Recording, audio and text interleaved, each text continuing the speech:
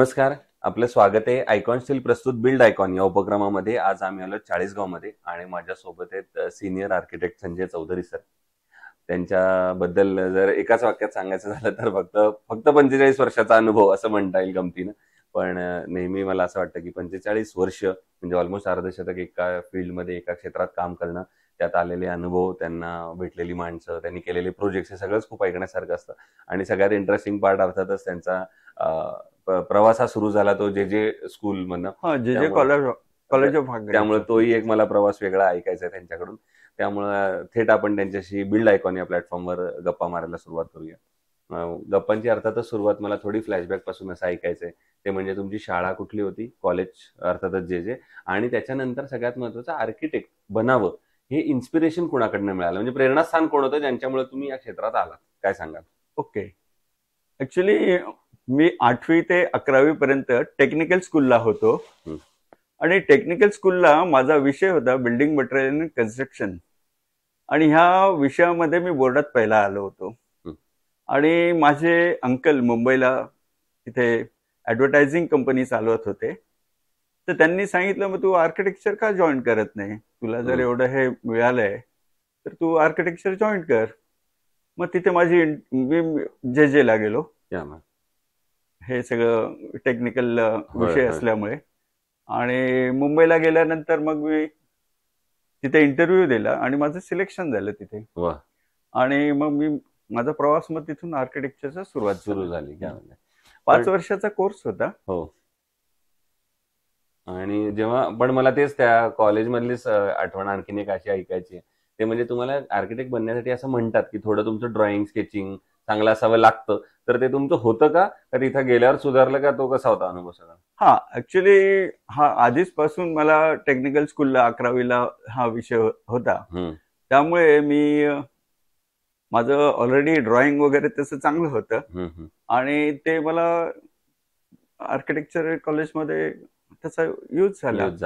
त्यामध्ये मग त्याच्यानंतरचा प्रवास आणखीन एक आर्किटेक्ट कडनं ऐकण्यासारखा असतो. तो म्हणजे एक स्ट्रगल असतो त्याच्या आयुष्यातला, की पहिला प्रोजेक्ट कसा मिळणार, कुठला मिळणार. मग त्याच्यानंतर तुम्ही प्रॅक्टिस सर्व्हिस कुठं केलीत आणि पुन्हा जो पहिला प्रोजेक्ट इंडिव्हिज्युअल केलात तिथपर्यंतचा प्रवास आहे का मला ऐकायचा आहे. हो, ऍक्च्युली तिथली 5 वर्ष झाल्यानंतर, तिथे पासआउट झाल्यानंतर मी तिथे एक मून अँड सोलंकी म्हणून एक फर्म होती, तिथे काम केलं. तिथला एक्सपिरियन्स घेतला. नंतर उदय जोशी अँड असोसिएट्स मध्ये काम केलं. त्याच्यामध्ये CMCA झालं, RCF झालं. ह्या प्रोजेक्टवरती मी काम केलं. तसंच इंटिरियरचे प्रोजेक्ट्स पण मी केले तिथे खूप. आणि नंतर एवढा एक्सपिरियन्स झाल्यानंतर मग ठरवलं की मी कुठेतरी एक सेंट्रली लोकेटेड असं इथे प्रॅक्टिस करा. ऍक्च्युली तिथे मला एका दूध डेअरीवाले होते तिथे, त्यांनी मला हेल्प केली होती. तर त्यांनी मला चाळीसगावला एक बंगलो त्यांचा चालू होता. तर ते म्हणे, तू जाऊन तिथे थोडं डिझाईन बघ त्याचं. त्याच्यामुळे मग मी चाळीसगावला आलो. मग इथून माझं प्रॅक्टिस ही सुरुवात झाली त्या बंगल्यापासून. मग मला इथले रेप्युटेड म्हणजे एक मोठी पार्टी आहे, HH पटेल कंपनी आणि VH पटेल अँड कंपनी. पण सगळ्यात त्या कंपनीमध्ये मग मला सुरुवातीला इंटिरियरचे प्रोजेक्ट्स मिळाले.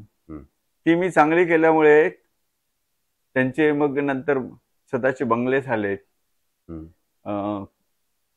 ते मी केलेत चांगले. कारण ते पहिले अहमदाबाद वगैरे तिकडून प्लॅनिंग वगैरे आणायचे, पण ते आता बंद झालं. त्याच्यानंतर ते डिझाईन झाल्यानंतर मी त्यांच्या भावाचं पण दुसरा बंगलो केला. असं माझी सुरुवात झाली. म्हणजे चांगल्या कामापासूनच सुरुवात झाली. बरोबर आहे. पण त्या मुंबईतनं जळगावचा हा प्रवास पण थोडा अवघड होता का? मुंबई सोडून जळगावला यायचं? हो, तो तसं तिथल्यापेक्षा, म्हणजे मी तुम्हाला सांगितलं की त्यांनी तिथे माझे जे ओळखीचे होते इथले चाळीसगावचे दूध डेअरीवाले, त्यांच्या बंगल्यासाठी मी इकडे आलो खरं म्हटलं तर. आणि त्यांच्याच बंगल्यामध्ये मी थांबायचो. आणि मग तिथून बऱ्याच लोकांनी मग मला कॉन्टॅक्ट केला आणि मग इथे मग सुरुवात कामाला झाली सुरुवात कामाची झाली. सुरुवात. क्या असं ते मग आता या क्षेत्रातल्या काही प्रश्नांकडे येऊया. त्यातला एक महत्त्वाचा प्रश्न विचारायचा आहे, ते म्हणजे मागच्या इतक्या वर्षांपासून तुम्ही इथं काम करताय. यामध्ये अकुशल कामगार किंवा अप्रशिक्षित कामगारांचं प्रमाण फार मोठं आहे या इंडस्ट्रीमध्ये आणि बरोबर त्यांच्याबरोबर आहे. काम करणं बऱ्याचदा धोकादायक सुद्धा कधी ठरू शकतं. हो. तर तुम्ही कशी ती इतके वर्ष परिस्थिती हाताळली? तो मला मुंबईचा एक्सपिरियन्स होता आणि त्या म्हणजे एखादा चांगलं काम करणारा जर कारिगर असला हं, तर त्याला मार्गदर्शन करून काम करून घेता येतं. हं.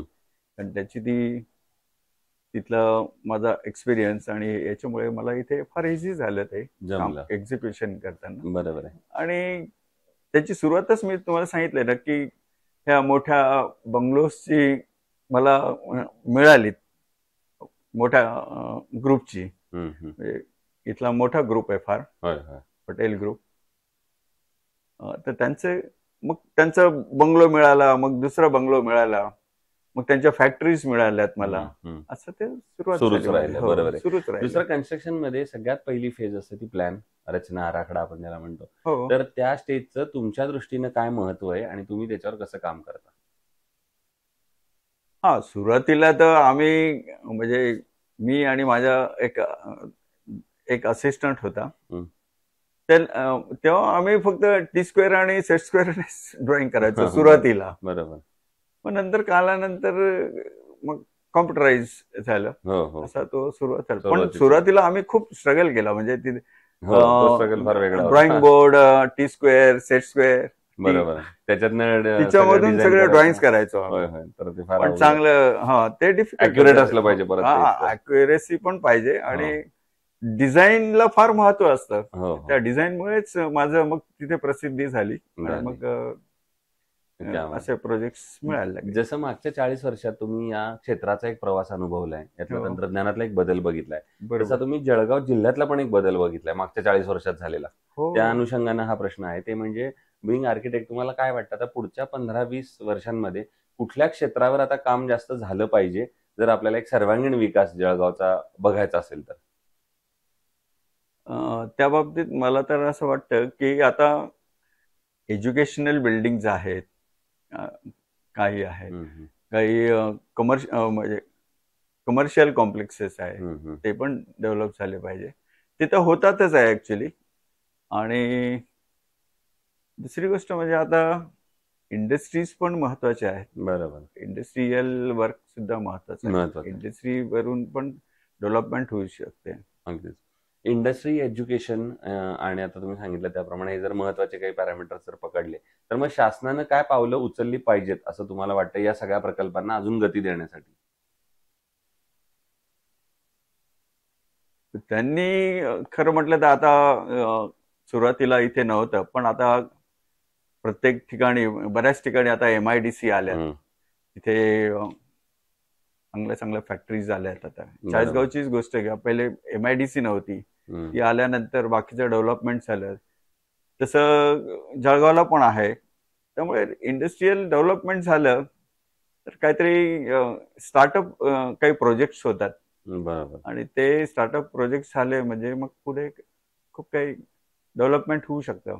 नक्कीच. आता एक अवघड प्रश्न असा की एवढ्या वर्षात शेकडो प्रोजेक्ट कम्प्लीट केल्यानंतर जर एकच आयकॉनिक प्रोजेक्ट सांगायचं जर कुठलं नाव आहे तर ते कुठलं नाव येतं डोळ्यासमोर, की जो प्रोजेक्ट जास्त ज्यानं आनंद दिला, ज्या प्रोजेक्टनं जास्त अभिमान वाटला स्वतःवर, काहीतरी हटके केलंय, तर असा कुठला प्रोजेक्ट आहे? मी आता CBSE स्कूल्स बनवतो नॉर्मली. हे जवळजवळ तिसरी माझी स्कूल चालू आहे. बरं. तर सुरुवातीला मी कन्नडचीच केली एक, हो. नंतर मग इथले चाळीसगाव तालुक्यातली केली. हं. आणि आता जो तिसरा प्रोजेक्ट आहे ना, तो वेगळ्या कन्सेप्टने आहे माझा, कारण तिथे लँड हा विषय नव्हता. मग तिथे सगळं पार्किंग स्पेसेस असेल किंवा बसेसचं असेल आणि जे काही तुमचे पेरेंट्सचे व्हेकल्स असेल, असं सगळं वेल डिझाईन आहे. ओके. आणि त्याला मी एक वेगळं नॅचरल लुक दिलेला आहे, विथ ओके. स्लोपिंग रूफ वगैरे टॉपला. त्यामुळे असे एक वेगळा तुमचा iconic वेगळा. project आहे. हा. क्या बात आणि आहे. आणि आणि आणि एक स्कूल बिल्डिंगचा मी जवळजवळ 10,000 स्क्वेअर फीटचा म्हणजे 5,000 स्क्वेअर फीटचा स्लॅब आहे. तो एकच दिवशी कास्ट केलेला आहे मी. क्या बात आहे, वा. 4 मशीन्स आणि 4 10 वर्षापूर्वी? नाही, आता रिसेंटली केला. हो, 2-4 वर्षापूर्वी. दुसरं, कन्स्ट्रक्शन मध्ये जेव्हा स्टील निवडण्याची वेळ येते तेव्हा तुम्ही काय पॅरामीटर्स बघता आणि मग ठरवता की हे स्टील चांगलं आहे, हे आपण वापरायला पाहिजे? चांगलं स्टील वेगवेगळ्या आता ओव्हर्स पासून बनवतात ते आहे.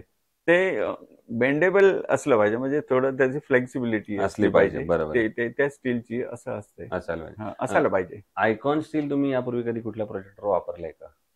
हो, मी सजेस्ट आता रिसेंटली मी 1-2 वेळा, म्हणजे मागच्या याच्यामध्ये मीट्स मध्ये मी जेव्हा हे केलं तेव्हा पण मी होतो, पण आता मी सजेस्ट करतो आता.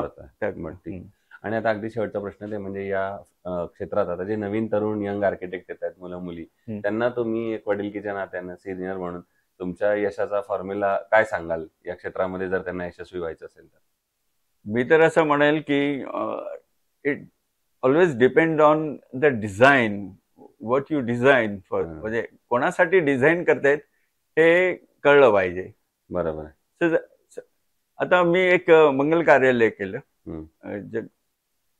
पटेल लोकांचंच, म्हणजे तर त्यांचा स्टडी केला पाहिजे की त्यांना त्यांच्या रिक्वायरमेंट्स काय असतात, त्यांच्या हे स्टडी केलं पाहिजे. म्हणजे आपण कोणासाठी प्रोजेक्ट करतोय त्याच्या प्रमाणे आपण डिझाईन केलं पाहिजे. नक्कीच. म्हणजे असं नाही की कुठले म्हणजे डिझाईन करायचं. आता काय नॉर्मली काय सध्या यंगस्टर्स काय करतात, गुगलवरून सर्च करतात, त्याच्याप्रमाणे काहीतरी सिलेक्ट करतात आणि करतात, पण तो रेफरन्स तसा नाही. पण तुम्ही ज्याच्यासाठी काम करतात ना, त्यांच्या रिक्वायरमेंट, त्यांच्या ज्या लोकांसाठी तुम्ही डिझाईन करतात ते त्याच्याप्रमाणे डिझाईन झालं पाहिजे as per the site condition. बरोबर. नुसतं कुठेतरी कॉपी करायची आणि काम करायचं तसं नको ऍक्च्युअली. माझं कामाचं स्वरूप तसं आहे की मी जसा प्लॉट असतो, प्रत्येकाचे प्लॉट साईज व्हेरी असतात. बरोबर. आणि व्हेरी असतात, त्याच्याप्रमाणे तुम्ही डिझाईन केलं पाहिजे आणि त्याला सुटेबल असं आणि दुसरी गोष्ट म्हणजे स्पेस युटिलायझेशन पाहिजे सगळ्यात महत्त्वाचं. म्हणजे स्पेस युटिलायझेशन झालं तर तुम्ही कमीत कमी कॉस्ट मध्ये चांगलं प्रोजेक्ट करू शकतात, असं माझं आहे. ते आर्किटेक्ट संजय चौधरी सर, आणि त्यांनी फार शेवटचा महत्वाचा पॉईंट सांगितला. जसं आर्किटेक्ट एक स्पेस क्रिएट करत असतो जी ऑलरेडी असली तरी सुद्धा पण ती स्पेस क्रिएट करताना ती अशा पद्धतीने करा की तुम्ही तुमच्या कस्टमरच्या, क्लायंटच्या मनात सुद्धा एक वेगळी स्पेस क्रिएट कराल आणि ज्याच्यातून तुम्हाला भविष्यात नवीन नवीन कामं मिळत राहतात. अशी तुमची क्रिएटिव्हिटी आणि कामातलं परफेक्शन पाहिजे. पुन्हा एकदा आपले मनापासून आभार की तुम्ही आला, तेवढा वेळ दिलात. आणि मी असं म्हणेन आता फक्त जस्ट 45 इयर्स असं वालं आता आहे, तर त्यामुळे लवकरच तुमचं हाफ सेंचुरी तर लवकरच व्हावी याच्यातली, आणि असेच उत्तम आयकॉनिक प्रोजेक्टची निर्मिती आपल्या हातून घडावी, याच आयकॉन स्टील तर्फे मनपूर्वक शुभेच्छा. Okay, thank you very much. Thank you.